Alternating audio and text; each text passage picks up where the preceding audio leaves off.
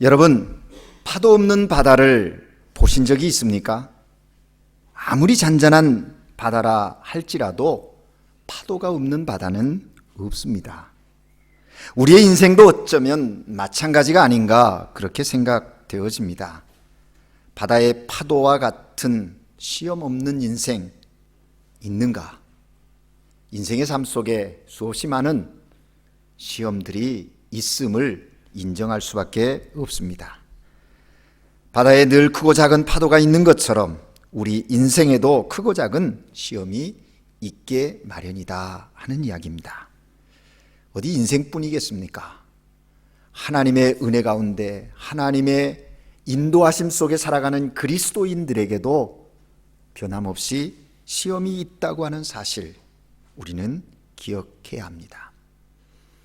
그러면 그런 시험이 있는 인생이라고 하면 우리가 주목해야 할 사실 하나가 있다는 겁니다. 그것은 뭐냐면 똑같은 시험이 닥쳐와도 어떤 사람은 그 시험을 이기고 힘차게 살아가는가 하면 어떤 사람은 그 시험에 밀려서 산산이 부서지고 깨어져서 낙심하고 절망하며 인생을 살아가는 사람들이 있더라는 것입니다. 왜 이런 차이가 있는가? 여러분, 과연 무엇이 문제일까요? 이미 시험은 문제가 아닙니다. 그러면 뭐가 문제입니까?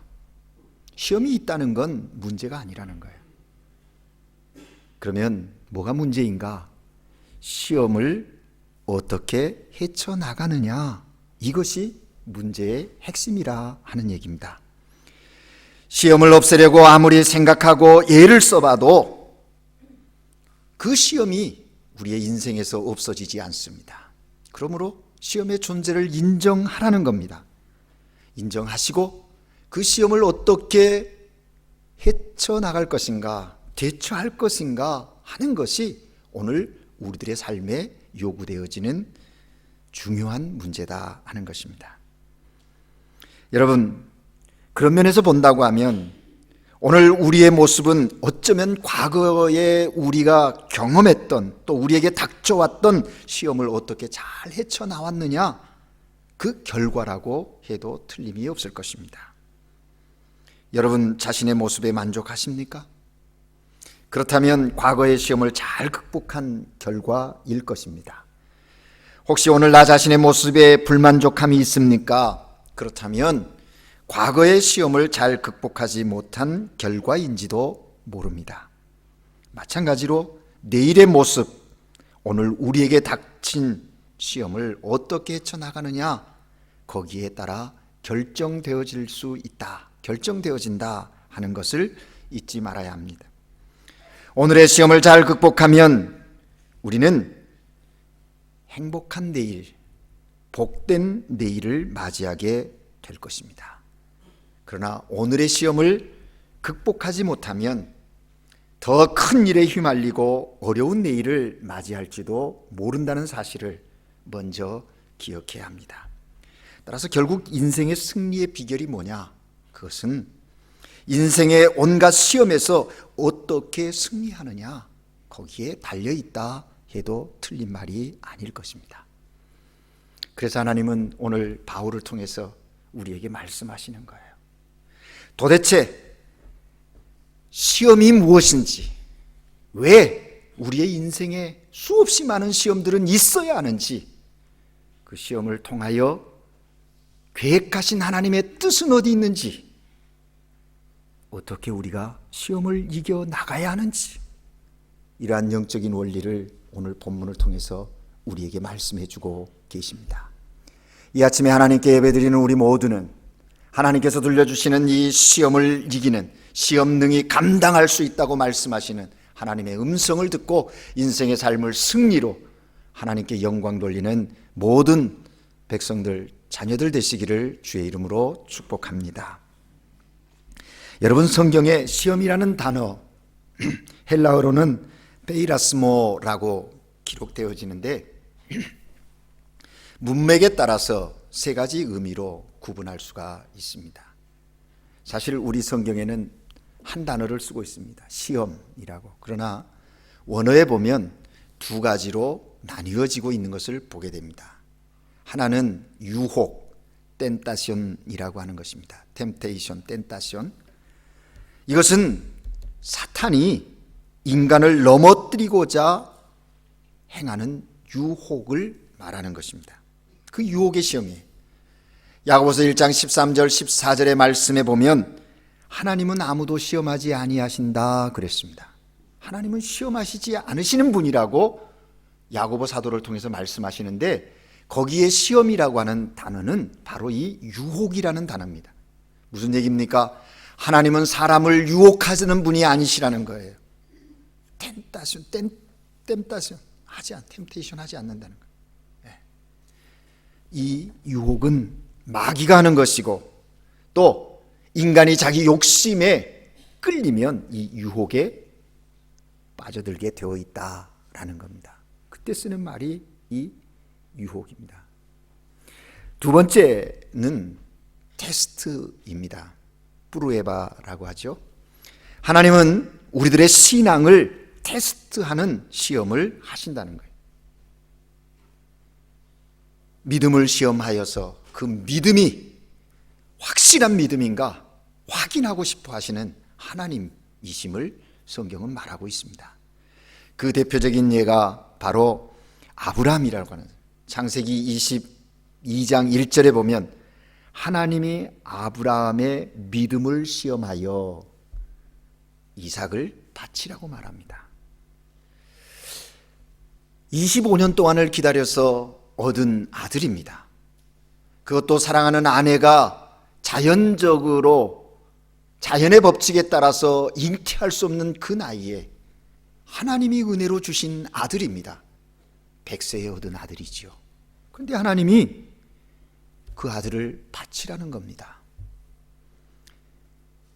이러시려면 주지 않으셨으면 좋았을 텐데, 아니면 하나가 아닌 둘이라도 주셨으면 성큼 하나 바치는 것은 그렇게 어렵지 않을 텐데, 그런 오랜 시간 동안 하나님이 하신 약속을 부여잡고 기다려서 때가 되매 주신 귀한 아들을 다시 바치라고 하니 어찌 이런 일이 있을 수 있는 겁니까? 그런데 하나님은 아브라함에게 요구하셨어요. 아브라함은 그 하나님의 요구에 응하십니다.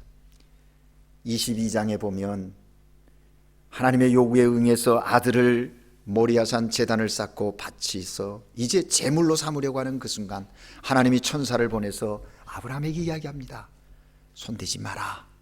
그리고서 하나님이 천사를 통해서 아브라함에게 하시는 말씀이 뭡니까? 그때 하나님께서 내가 이제야 내가 하나님을 경외하는 줄 알았노라. 하나님 사랑하는 줄 안다는 겁니다. 아브라함의 믿음이 어떠함을, 하나님 사랑함이 무엇인지를 확인했다는 겁니다. 그렇습니다, 여러분. 우리의 믿음을 확인하시기 위해서, 우리의 신앙의 삶, 하나님을 정말로 경외하는지 확인하기 위해서 하나님께서 테스트한다는 겁니다. 아브라함은 이 테스트를 통과하고서 하나님께 인정한 바다, 믿음의 조상, 그 믿음의 확신이 무엇인지를 인정받는 그런 사람 되었더라 하는 얘기입니다. 이런 면에서 테스트는 굉장히 중요한 부분입니다. 이렇게 두 가지 의미가 있는데, 이 두 가지 시험이 따로따로 우리에게 오기도 하고요, 때로는 두 가지가 합쳐서 우리 가운데 오기도 한다는 겁니다. 유혹으로서의 시험과 테스트로서의 시험이 동시에 함께 닥쳐와서 우리의 삶이 정말 힘겨워질 때가 있어요. 고난, 환난, 거기에 이를 때가 있다는 거죠. 실제로 우리의 삶 가운데 닥치는 시험을 보면 마귀의 시험과 하나님의 시험이 동시에 함께 나타나는 것을 보게 됩니다. 그러나 마귀가 시험할 때도요, 언제까지나 어디까지나 하나님의 통제하에서 이루어진다고 하는 사실을 우리는 알아야 합니다. 여러분, 하나님이 사랑하는 사람들을 마귀가 유혹하는 것도요, 하나님의 통제 속에서 이루어진다고 하는 사실이 얼마나 감사한 일인지 몰라요. 여러분 아시는 대로 욥기에 보면 욥기 1장의 마귀가 하나님의 주권 안에서 활동하는 모습을 보여주고 있습니다. 하나님이 직접 유혹의 시험을 하지 않지만 마귀의 시험을 통제하고 간섭하신다는 사실을 증거하고 있다 하는 겁니다. 뿐만 아니라 하나님이 시험하실 때 우리 인간의 불완전한 죄성, 의롭지 못한 죄성이 있잖아요. 그 틈새로 마귀가 파고들어서 마귀의 시험인 유혹을 우리 가운데 한다라는 겁니다. 그래서 이 두 가지가 동시에 함께 나타나는 시험을 가리켜서 우리는 일반적으로 시련이라고 표현하는 거예요. 그래서 성경을 읽다가 시련이라는 단어가 나오면 이렇게 이해하시면 되는 겁니다. 이런 이해를 가지고 오늘 본문을 다시 한번 봅니다. 13절에 보면 사람이 감당할 시험 밖에는 너희에게 당한 것이 없나니 오직 하나님은 밉부사 너희가 감당치 못할 시험 당함을 허락치 아니하시고 라고 말했습니다. 여기서 우리는 시험의 범위가 있음을 발견하게 되는 것입니다. 물론 겉으로 보기에는 우리에게 여러 가지 많은 시험들이 닥쳐옵니다. 가정의 문제, 자녀의 문제, 인간관계 속에서의 문제 뿐만 아니라 건강의 문제, 사업의 문제 등 헤아릴 수 없는 많은 문제들이 우리의 인생의 삶에 있는 것이 사실입니다. 시련들이 있는 것이 사실입니다. 그러나 그 모든 것을 종합해 보면 두 가지 범위로 제한을 해볼 수 있다 하는 겁니다. 우리가 당하고 있는 시험은요, 누구나 당한다, 누구나 당하는 시험이다 라는 것을 이해하시기 바랍니다. 하나님은 우리에게 사람이 감당할 시험만 허용하신다고 말씀하고 있습니다. 이 말은 모든 인간에게 보편적으로 공통적으로 주어지는 시험이란 그런 말을 하고 있는 시험이다라는 말을 하고 있는 거예요. 그래서 NIV 성경에 보면 꼬문 알 헤네로 옴브레,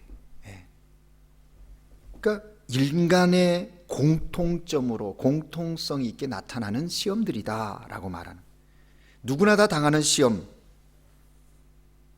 우리에게 주신다는 겁니다. 여러분, 우리가 흔히 시험을 당할 때 낙심하는 이유 중에 하나가 무엇입니까? 나만 당한다고 생각하기 때문에 낙심하는 거예요. 나만 당한다. 왜 나에게 이 고난이, 왜 나에게 이러한 시험이, 하필이면 나에게, 이런 생각에 머물러 있으니까 낙심하고 절망한다는 겁니다. 누구나 다 당하는 것입니다. 다른 사람들에게도 있다라는 사실이에요. 다른 사람들이 드러내놓지 않고 일일이 이야기하지 않아서 그렇지 누구나 다 시험이 있고 사연이 있다라는 겁니다. 이렇게 생각하고 접근하면 위로가 되고 또 용기를 낼 수도 있다라는 겁니다. 여러분, 성경의 대표적인 인물을 보십시오. 열왕기상 19장에 보면 하나님의 사람 엘리야가 나오거든요. 엘리야가 이방 제사장 바알 제사장들과 하나님을 경외하는 엘리야가 대적을 합니다. 누가 참 신이냐? 거기에서 엘리야가 갈멜산에서 바알 선지자와 싸워서 통쾌하게 이기지 않습니까? 그런데 그 통쾌한 승리에도 불구하고 아왕의 왕비인 이세벨이 엘리야를 체포하라고 명령합니다. 그렇게 용기가 있었던 엘리야가 어찌된 영문인지 두려운 마음에 피신을 합니다. 하루 종일 달려가서 지쳐 넘어진 곳이 어디입니까? 로뎀 나무 아래 아닙니까? 낙심한 나머지 엘리야가 하나님께 내 생명을 취해가 달라고 하나님께 요구합니다. 오직 나만 남았거늘 저희가 내 생명을 찾으려 취하나이다. 차라리 죽는 것이 낫다고 하나님께 하소연합니다. 그때 하나님께서 엘리야에게 말씀하시는 거예요. 내가 이스라엘 가운데 7,000인을 남기리니 다 무릎을 바알에게 꿇지 아니하고 다 그 입을 바알에게 맞추지 아니한 자니라. 무슨 뜻입니까? 엘리야가 혼자 시험을 당하고 있는 줄로 알았지만 7,000명 선지자가 남아서 큰 시험을 당하고 있다. 엘리야는 자기 혼자만 당한 걸로 알았습니다. 하나님께서 그에게 말하기를 그렇지 않다는 거예요. 그렇습니다, 여러분. 우리에게 닥쳐오는 시험은 다른 사람에게도 닥치는 것이고, 그러므로 나 혼자만 당하는 것처럼 자기 연민에 빠지거나 엄살을 부려서는 안 된다는 거예요. 또 하나는요, 우리가 당하는, 또 당하고 있는 시험은요, 충분히 이길 수 있는 시험이라고 하는 겁니다. 왜냐하면 우리의 능력 수준에 맞춰서 허락한 시험이기 때문에 그렇습니다. 하나님은 우리에게 누구나 당하는 보편적 시험을 주실 뿐만 아니라 그것을 넉넉히 이길 수 있을 만큼만 허락하신다는 거예요. 여러분, 오늘 본문 말씀 보세요. 너희가 감당치 못할 시험 당함을 허락하지 아니하시고, 이 말씀을 읽을 때 얼마나 은혜가 되는지 몰라요. 이 말씀을 알지 못했기 때문에 내가 좀 어려우면 너무 힘들었거든요. 끝난 것처럼 낙심하고 절망했거든요. 이제는 소망이 없다고. 그런데 하나님은 우리에게 말씀하십니다. 너희가 감당치 못할 시험 당함 허락지 아니하시고, 무슨 얘기입니까? 우리의 능력을 초과하는 시험은 주시지 않는다. 누가요? 하나님이 그렇게 말씀하고 있는 거예요. 예를 들어서요, 초등학교 선생님이 초등학교 학생들을 테스트할 때는요, 그들이 풀 수 있는 문제를 출제하는 거예요. 그래서 초등학생들에게는 더하기, 빼기, 곱하기, 나누기 문제를 내는 겁니다. 그런데 만약 이 선생님이 초등학생에게 미분, 적분의 문제를 낸다고 하면 출제를 잘못한 거지요. 그와 마찬가지로 하나님은요, 우리의 수준에 맞추어서 시험을 하시는 거예요. 테스트를 하시는 거예요. 하나님은 우리의 믿음의 분량대로 시험을 주십니다. 감당치 못할 시험을 주시지 않습니다. 시험 당해도 하나님이 피할 길을 주신다고 말씀하시는 거예요. 놀라운 은혜. 여러분, 이 시험에 대한 분명한 말씀을 믿으세요. 그러면 우리가 당하는, 또 당하고 있는 시험에 어떤 목적이 있을까요? 그리스도인들에게 왜 이런 시험을 주는지 그 목적이 있을 거 아닙니까? 마귀는 우리를 시험에서 멸망시키려고 합니다. 그러나 하나님은 시험을 통해서 우리에게 유익을 주려고 하십니다. 우리가 하나님을 의지하고 승리하면 분명히 하나님의 목적하심 그대로 우리의 삶에 큰 유익이 있다는 거예요. 시험을 통해서. 어떤 유익일까요? 첫째는 하나님은 연단의 도구로 시험을 사용한다는 거예요. 우리는 시험을 거치면서 신앙이 부쩍 자라는 겁니다. 그러므로 내게 시련이 있다, 시험이 있다, 나의 믿음의 성숙을 위한 하나님의 선물이구나 생각하고 맞이할 것입니다. 이것은 마치 운동선수가 여러 번 경기를 치르고 그 경기 훈련을 경험하면 실력이 향상되는 것과 같은 거죠. 우리의 신앙의 성숙을 위해서, 성장을 위해서 그렇게 하신다는 거예요. 여러분, 이 사실을 깨달은 욥은요, 그 자신의 시련, 그 시련 속에서 하나님의 그 연단의 그 목적을 깨닫고 그는 욥기 23장 10절에서 이렇게 고백하고 있습니다. 나의 가는 길을 오직 그가 아시나니 그가 나를 단련하신 후에는 내가 정금같이 나오리라. 정금같이 나오리라. 훈련의 그 시련들이 나의 신앙의 연단의 도구로 시험들이 사용되고 있다 하는 겁니다. 또 하나는 하나님은 섭리의 도구로 시험을 사용한다 하는 겁니다. 일반인들도 흔히 인생사 세옹지마라는 말을 하지 않습니까? 잘 되는 것 같은데 나중에 보면 잘못되는 게 있고, 잘 되는 것 같은데 나중에 보면 잘못되는 것 같은데 나중에 보면 잘 되는 것이 있습니다. 그러므로 우리는 시험이 올 때 당장 끝장이다 이런 말 하지 않아야 합니다. 두려워할 수 있습니다. 걱정할 수도 있습니다. 그러나 그 두려움이, 걱정함이 영원하지 않다는 거예요. 왜? 그 시련 속에, 시험 속에 하나님의 섭리하심이 있기 때문이다 하는 겁니다. 하나님의 섭리를 기대하고 바라보아야 한다는 거예요. 여러분 잘 아시는 대로 요셉의 이야기를 생각해 보십시오. 그는 아버지 심부름을 갖다가 형들의 마음에 미움이 있어서 그 미움을 사서 애굽의 노예로 팔려갑니다. 여러분 이런 황당한 경우가 어디 있겠습니까? 보디발의 집에서 노예로서의 삶을 열심히 살지 않습니까? 그래서 주인에게 인정을 받아요. 그런데 어느 날 그 주인의 부인 되는 분이 유혹을 합니다. 하나님의 사람이 유혹에 넘어갈 수 없지요. 그래서 물리쳤습니다. 얼마나 잘했는지 몰라요. 그런데 그 부인이 앙심을 품고 거짓으로 모함하고 그래서 요셉이 감옥에 가는 거예요. 여러분 한번 생각해 보세요. 상 받을 일인데 이게 무슨 경우입니까? 인간적으로 생각하면 하나님이 그 순간 도대체 어디 가시고 안 계셨나? 정말 마음 상하는 그런 시점이 아니겠습니까? 그런데 여러분 보세요. 나중에 알고 보니까 하나님의 섭리가 거기에 있었더라는 겁니다.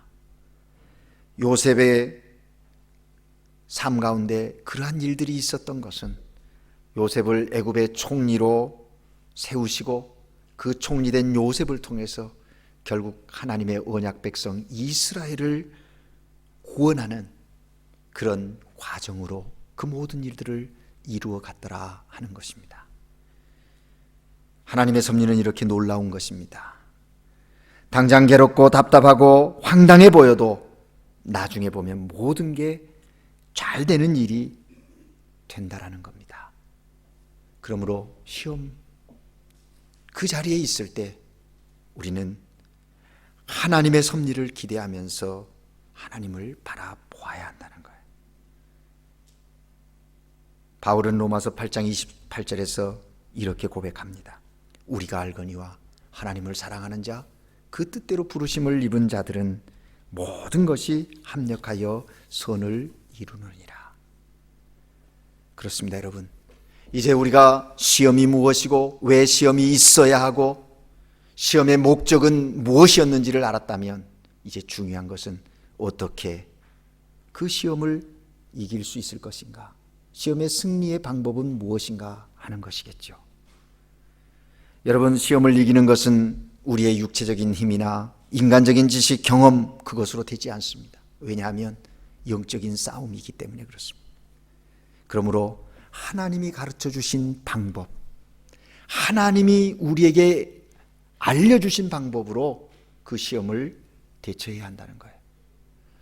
여러분, 학생들이 시험을 볼 때 이미 그 문제를 풀 수 있는 그것을 선생님이 다 가르쳐 줬어요. 그러니까 그 가르쳐 준 답안을 가지고 그 문제를 풀어나가야 되는 거예요. 하나님께서 우리에게 허락하신 시험이라면 어떻게 해야 하는가? 마귀가 우리를 유혹하는 시험이라면 그 시험에도 우리는 어떻게 해야 하는가? 하나님이 이미 우리에게 가르쳐 주셨어요. 그 방법을 가지고 시험을 이겨가야 합니다. 첫째는 확신을 가져야 한다 하는 겁니다. 무슨 확신입니까? 오늘 본문 말씀을 보면 하나님은 미쁘시사 그랬습니다. 우리말 번역에는 미쁘다, 미쁘사 이렇게 번역했는데 스페인어 성경에는 fiel, 신실하시다 그렇게 번역했어요. 하나님은 신실하신 하나님이다 라고 말했어요. 무슨 얘기입니까? 하나님은 우리에게 약속한 것을 결단코 어기지 않으시는 약속에 신실하신 하나님이시다라고 말씀하시는 거예요. 하나님은 어떤 약속을 우리에게 하셨습니까? 시편 34편 19절에 의인은 고난이 많으나 여호와께서 그 모든 고난에서 건지시는도다. 예수님께서는 요한복음 16장 33절에서 말씀하셨습니다. 이것을 너희에게 이름은 너희로 내 안에서 평안을 누리게 하려 함이라. 세상에서 너희가 환난을 당하나 담대하라. 내가 세상을 이기었노라. 그렇습니다. 하나님이 약속하시고 주님께서 우리에게 약속하셨습니다. 시험을 당하지만 그 시험 이길 수 있다, 이기게 한다, 하나님 약속하셨어요. 이걸 믿으라는 거예요. 그 신실하신 하나님을 믿으라 말씀하고 있습니다. 이 사실을 확신 속에 가지고 사역을 감당했던 사도 바울이요. 사도 바울의 사역의 현장 속에 얼마나 많은 어려움이 있었습니까? 그 어려운 가운데서도 이 신실하신 하나님을 경험한 바울은 로마서 8장 35절 37절에서 이렇게 선언합니다. 누가 우리를 그리스도의 사랑에서 끊으리요? 환난이나 공고나 핍박이나 기근이나 적신이나 위험이나 칼이랴. 기록된 바 우리가 종일 줄을 위하여 죽임을 당케 되며 도살할 양같이 여김을 받았나이다 함과 같으니라. 그러나 이 모든 일에 우리를 사랑하시는 이로 말미암아 우리가 넉넉히 이기느니라. 그러나 이 모든 일에 우리를 사랑하시는 이로 말미암아 우리가 넉넉히 이기느니라. 하나님이 이기게 하시겠다고 하신 약속을 붙잡고 이 확신 속에서 시험을 감당해 갔다는 겁니다. 이게 첫 번째 방법입니다. 사랑하는 여러분, 반드시 승리할 수 있다는 확신을 가지시기 바랍니다. 두 번째는 순종하는 겁니다. 여러분, 우리가 시험을 당할 때 흔히 쉬운 길로 가고 싶은 유혹이 있습니다. 어려운 일을 만나면 좀 편안한 방법 선택하고 싶은 유혹이 있더란 말입니다. 그런데 그렇게 하다 보면 하나님에게서 멀어지는 실수를 범하게 되고요, 일이 더 망가지고 더 큰 시험에 빠질 수 있다는 겁니다. 어떻게 해야 합니까? 시험을 당할수록 흔들림이 없이 굳세게 믿음을 지키고 하나님께서 이미 가르쳐 주신 하나님의 뜻, 그것에 순종하며 나아갈 것입니다. 그럴 때 하나님이 기뻐하시고 또 도와주심으로 승리할 수 있다는 겁니다. 여러분, 다니엘의 세 친구를 아시지요? 그 다니엘의 세 친구를 보면 순종의 중요성을 잘 깨닫게 됩니다. 다니엘 3장에 보면 그들의 이야기가 나옵니다. 바벨론 왕 느부갓네살이 금신상을 만들어 놓고 모든 백성에게 절하라고 명령합니다. 그러나 그들은 유일신 여호와 하나님을 믿는 자들이기에 끝까지 거부합니다. 왕 앞에 끌려가서 당장 절하지 않으면 풀무불에 던져 죽임을 당할 위기에 처해 있지만 왕의 엄명을 거역함으로써 하나님의 뜻에 순종합니다. 그때 하나님께서 그들에게 기적을 나타내세요. 머리털 하나 그슬리지 않고 살아납니다. 보세요 여러분, 그 광경을 목격한 왕이 오히려 하나님을 찬양하고 그들을 높여줌으로써 오히려 유익하게 되어지는 저들의 삶의 모습을 보게 된다는 거예요. 이게 하나님 살아계심의 증거요, 하나님의 놀라운 역사가 아니겠습니까? 그러므로 아무리 어려운 시험 만나도 하나님 꼭 붙잡고 하나님의 뜻에 절대 순종함으로써 시험에 승리해야 한다 하는 것입니다. 세 번째 방법은 기도하는 것입니다. 여러분, 이런 말이 있지 않습니까? 내가 내 일을 하면, 내가 일을 하면 내 일이고 내가 기도하면 하나님의 일이 된다는 말이 있지 않습니까? 시험을 당해 사방팔방으로 동분서주 뛸 것이 아니라 기도하면 하나님께서 예상치 못한 놀라운 일들을 허락하시고 때로는 피할 길을 주시고 때로는 어려운 시험 이기고도 남을 영적 능력을 우리에게 주신다는 거예요. 오늘 본문 말씀 후반절을 보십시오. 시험 당할 즈음에 또한 피할 길을 내사 너희로 능히 감당하게 하시니라. 너희로 능히 감당하게 하시느니라. 여러분, 여기 감당한다라는 말이 중요합니다. 헬라어 원문에 보면 이 말은 그 어원이 어디서 오는 거냐면 듀나미스, 다이나마이트와 같은 그 능력을 갖춘다, 그런 의미라는 거예요. 너희로 능히 감당하게 하시느니라. 기도하면 감당할 수 있도록 우리에게 영적인 능력을 부어주시겠다고 말씀하고 계시는 거예요. 그러므로 사랑하는 여러분, 시험 가운데 있습니까? 기도하십시오. 하나님이 크고 비밀한 일을 여러분 가운데 보여주실 것입니다. 하나님이 일하고 계심을 체험하게 하시는 은혜를 경험하게 될 것입니다. 기도하십시오. 마지막 방법은 인내하라고 말씀하십니다. 여러분, 시험이 해결되지 않은 채 오래 지속되면요, 참 힘듭니다. 확신도 흔들리고 계속 하나님의 뜻대로 순종해야 하나 막 갈등이 생기고 그 순종하기가 어렵습니다. 기도도 되지 않습니다. 포기하고 싶은 마음이 막 마음 가운데 일어나요. 이쯤이면 됐는데 하고 그냥 내려놓고 싶은 거예요. 그런데 우리가 알아야 할 것은요, 하나님은 바로 그때 우리에게 한 가지를 요구하세요. 그것은 바로 인내. 신앙의 성숙도는 어디에 있습니까? 인내에 있습니다. 인내하는 신앙이 중요한 거예요. 우리는 인내하는 가운데 하나님의 섭리를 체험하고 하나님의 예비하신 축복을 얻게 되는 것입니다. 우리는 모든 일에 인내하면서 하나님의 때, 그것을 기다릴 줄 알아야 된다는 거예요. 시험 가운데 있을 때도 이 인내가 얼마나 중요한지 알게 되는 거예요. 여러분, 꽃을 좋아하시죠? 꽃 피는 것을 보십시오. 봄에 모든 꽃이 다 핍니까? 봄에만 꽃이 핍니까? 봄에 피는 꽃도 있고, 여름에 피는 꽃도 있고, 가을에 피는 꽃도 있고, 심지어는 겨울에 피는 꽃도 있지 않습니까? 뭘 얘기하는 겁니까? 때가 있다라는 겁니다. 때가 있다는 거예요. 사람마다 때가 있습니다. 그러므로 그 때를 기다리는 인내의 믿음, 이것이 오늘 우리에게 요구되어지는, 갈라디아서 6장 9절에 말씀합니다. 우리가 선을 행하되 낙심하지 말지니 피곤하지 아니하면 때가 이름에 거두리라. 그러므로 어떤 시험이 와도 승리의 확신을 가지고 인내함으로써 오히려 더 큰 승리 앞에 세우실 하나님을 바라보는 그런 믿음이 오늘 우리에게 요구된다는 거예요. 이제 말씀을 맺으려고 합니다. 여러분, 우리 인생의 삶에 시련들은 언제나 있습니다. 시험이 날마다 닥쳐옵니다. 그러므로 무조건 시험 없애달라고 기도하는 것은 지혜로운 모습이 아닙니다.